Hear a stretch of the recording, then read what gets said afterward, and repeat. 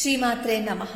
శ్రీ ధన్వంతరి మహామంత్రాన్ని సూర్యోదయానికి ముందే రోజుకి 108 సార్లు గనక పారాయణ చేస్తే మనలో అంతర్గతంగా ఉన్న శక్తి యొక్క స్థాయి రెట్టింపు అవుతుంది. అది మనలోని సహజమైన శక్తిని ఇంకా ఎక్కువగా పెంచడానికి సహాయపడుతుంది. ఈ మంత్రం జపించడం వల్ల మనలో ఏదైనా సరే మానసికంగా భయాలు ఉంటే అవన్నీ తొలగించి మనస్సుని ఇంకా దృఢంగా ఉండేటట్లు చేస్తుంది. ఈ మంత్రాన్ని పఠించినప్పుడల్లా వచ్చే ధ్వని తరంగాలు మన శరీరాన్ని మాత్రమే కాకుండా మన మనస్సు మీద కూడా పనిచేస్తాయి.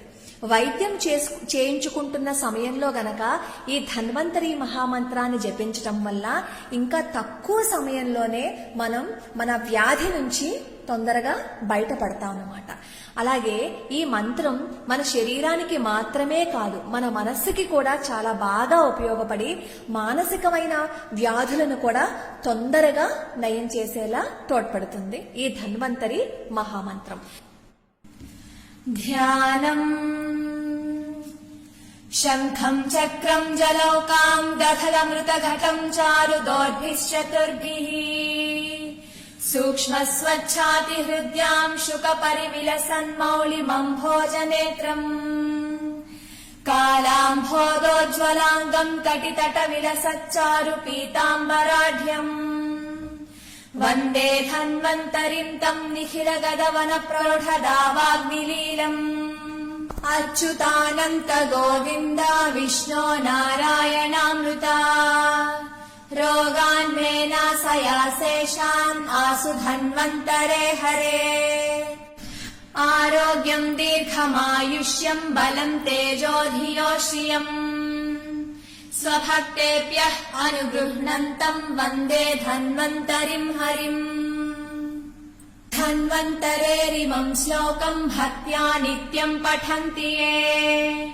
అనారోగ్యం న తేషాం స్యాత్ సుఖం జీవంతి తే చిరం.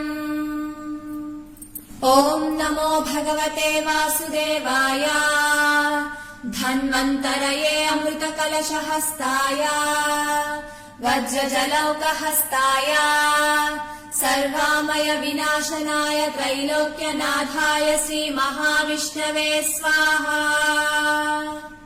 ఓం వాసుదేవాయ విద్మహే సుధాహస్తాయ ధీమహి తన్నో ధన్వంతరి ప్రచోదయాత్. శ్రీ ధన్వంతరి మంత్రం. ఓం ధం ధన్వంతరయే నమః.